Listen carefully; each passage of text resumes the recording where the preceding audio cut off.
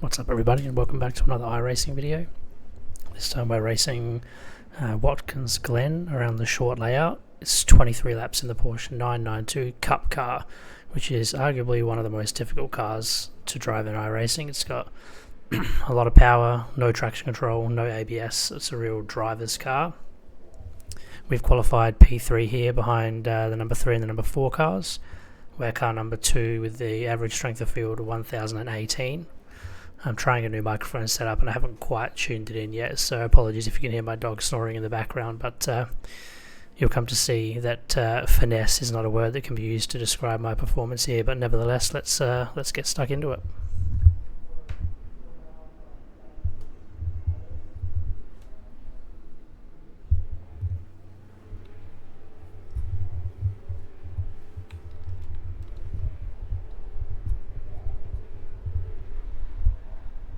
And we're away. Absolutely no traction. Standing starts are not something that I'm very good at in this game yet.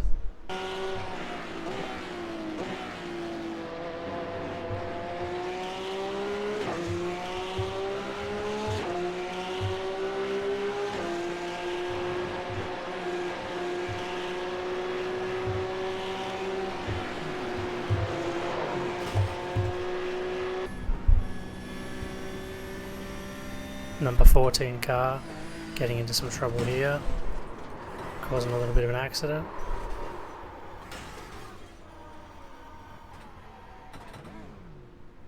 Oh, and the number 12 car not happy about it apparently.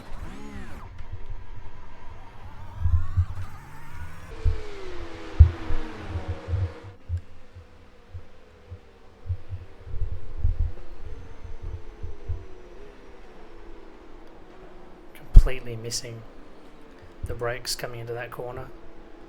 It's a very tricky braking zone there because it's right as you come over the crest of the hill, and with these cars not having ABS they just want to lock up. So easy to do, but we kept it out of the wall thankfully. We just lost a couple of positions.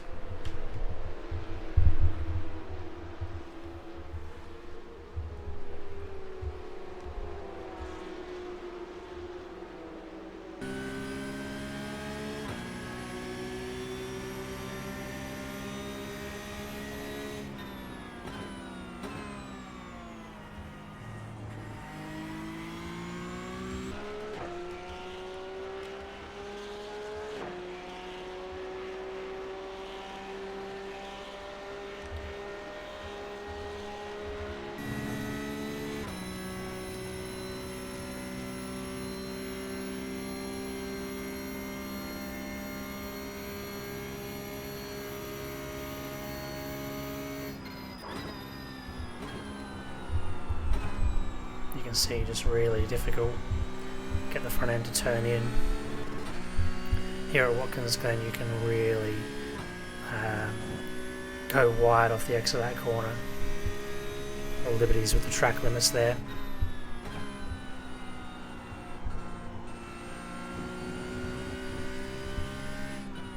The key around here is to really utilise track limits, ride the curbs as much as you can on the exit to the corners.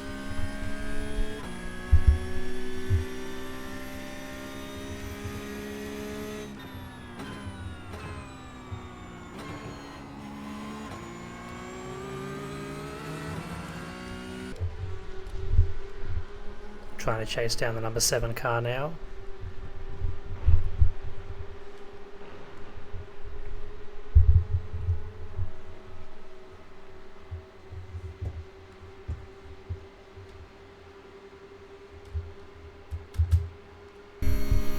See if we can't finally get this corner right.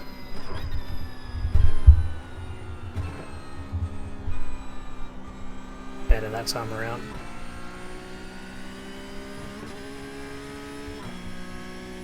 Really using as much of the I can't even say that's the track really at this point, but as much of the area as possible. And you notice a lot of the drivers in here didn't seem to know that you could do that without getting a 1x. A lot of them really cutting it a lot narrower than you needed to around that corner and costing themselves time.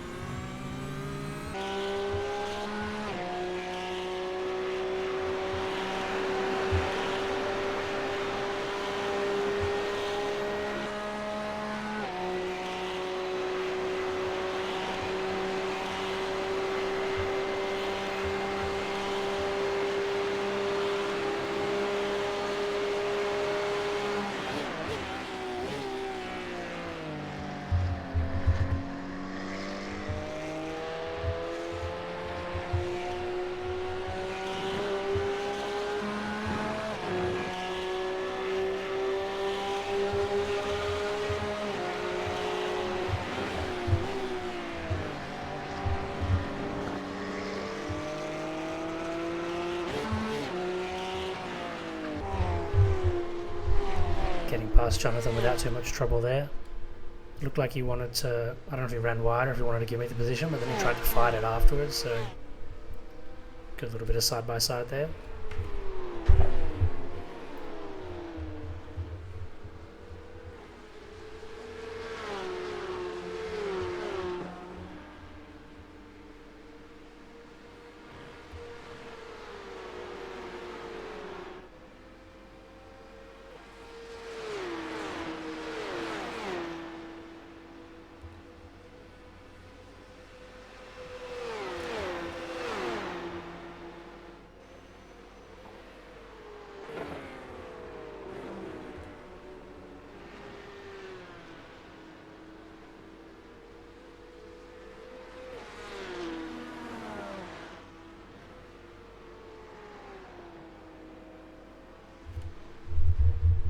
Yeah, you can see some people using the wide line and some people staying within the asphalt there.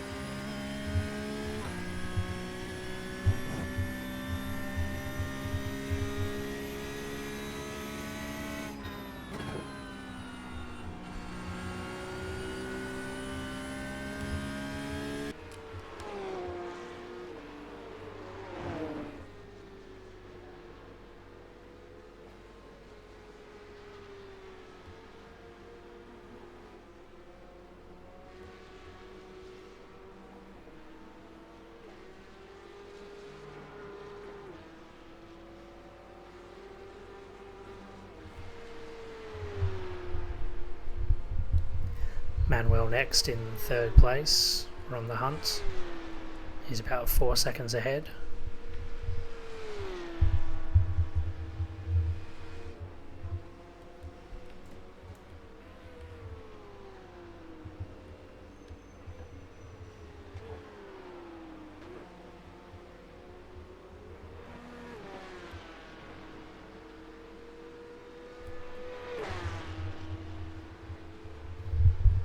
It's almost like a little mini game coming through that corner, trying to aim the car between that first cone or the last cone there and the edge of the curb.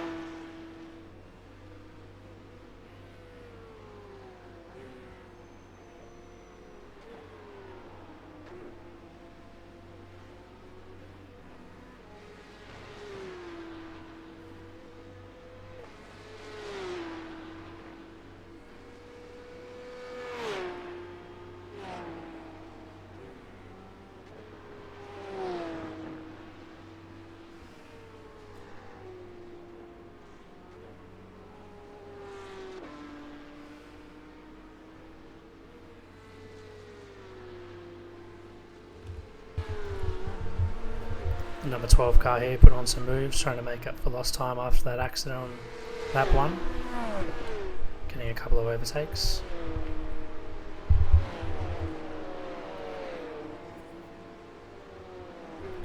As the number 8 goes very wide in the background there.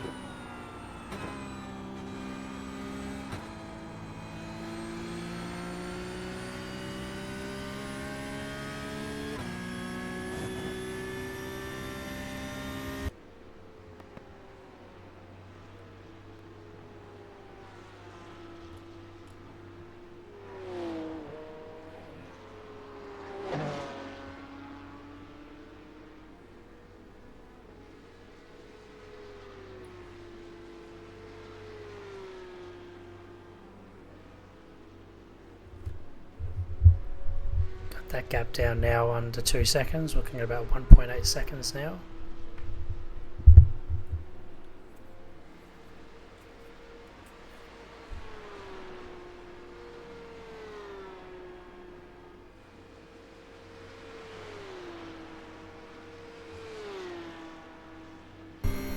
On board with car number 1 now.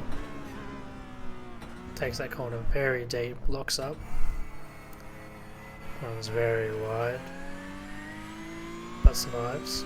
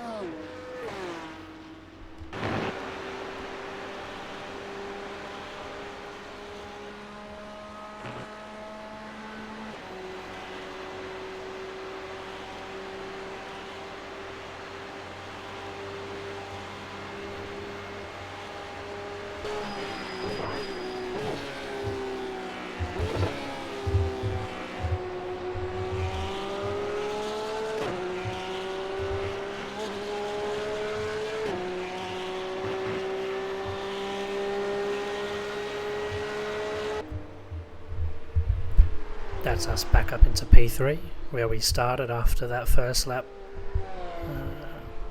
accident there, I guess.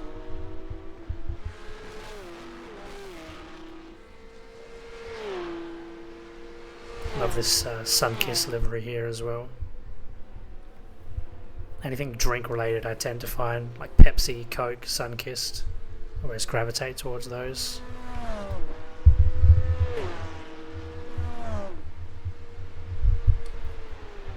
P1 and P2 just have taken off. They're lapping in the 107s, so about 10 seconds up the road there. I don't really have much hope of catching them at this point, but I just want to get my head down and finish this race, bring it home on the podium if we can.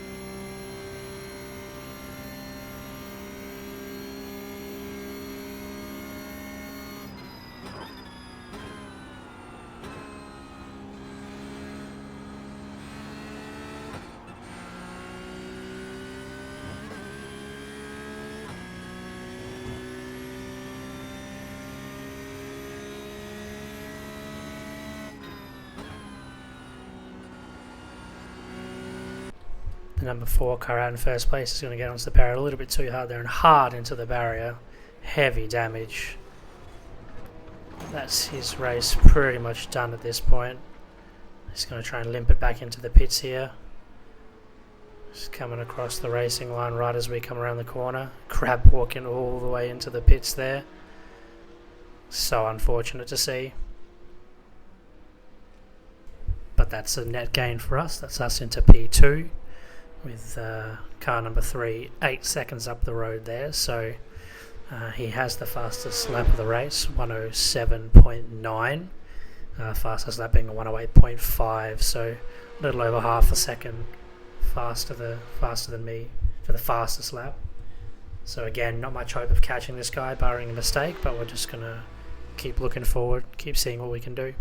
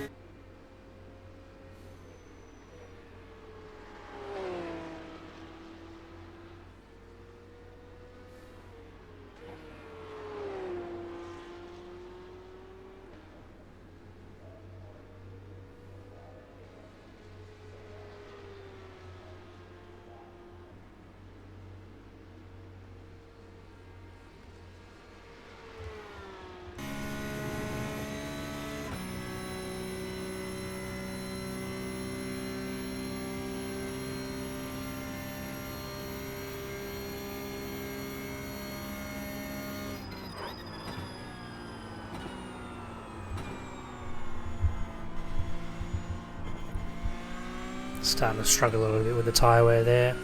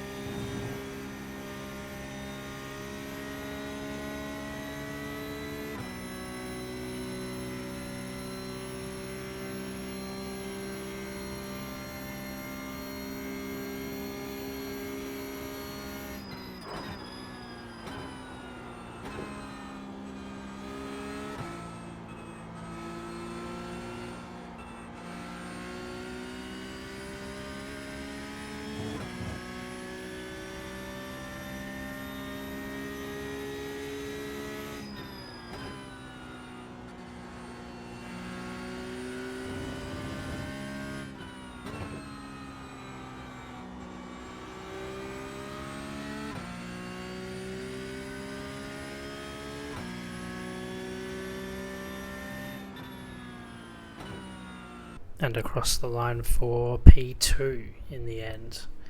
So definitely not an incident-free race.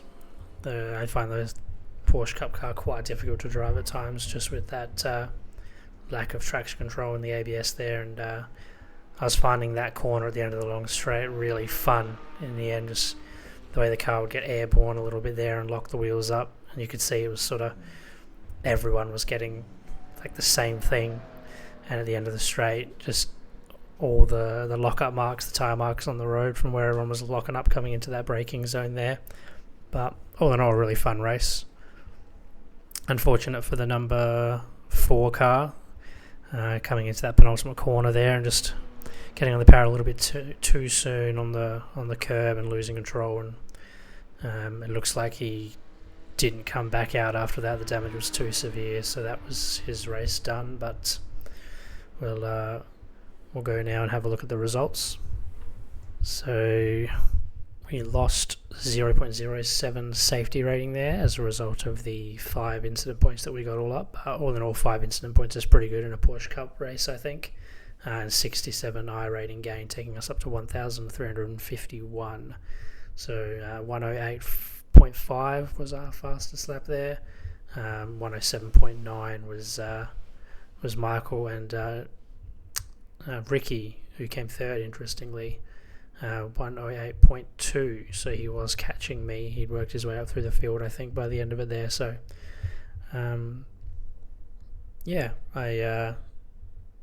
I've learned from these videos that I would make a terrible sports commentator if I was commentating races live, but trying the new microphone as well, a little bit awkward, trying to think of what to say sometimes, but I thought I'd try a couple of other camera angles as well. I've realised that in iRacing you can do some camera shenanigans, so I tried some different camera placements and some free camera or camera, like FPS style aiming. So hopefully you enjoyed, and I'll see you in the next one.